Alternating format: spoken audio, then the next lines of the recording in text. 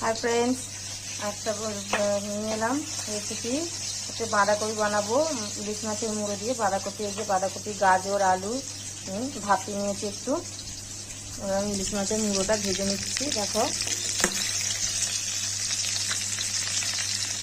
মাছ ভাজাটা হয়ে গেছে, মুড়োটা তুলে নেব।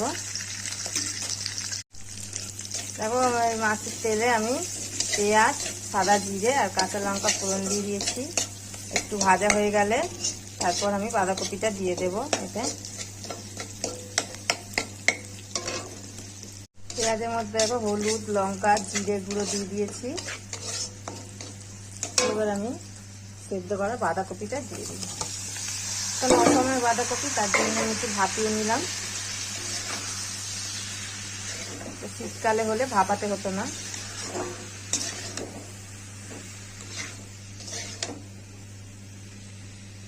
এখন ভালো করে কষবো, তারপর আমি মুড়োটা দেব।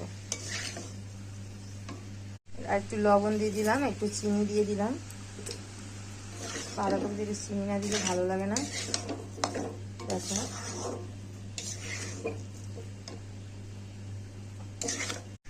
এবার মুড়োটা আমি দিয়ে দিলাম।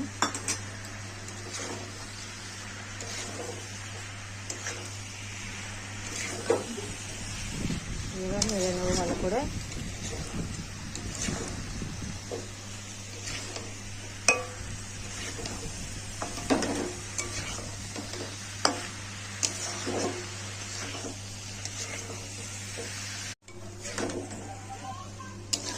দেখো বাঁধাকপিটা আমার হয়ে গেছে।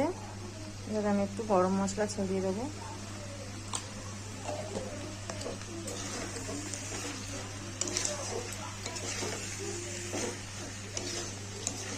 এখন একটু বাঁধাকপি, ফুলকপি খেতে ভালো লাগে সবসময়। দেখো এবার আমি নামিয়ে নেবো, এটা হয়ে গেছে।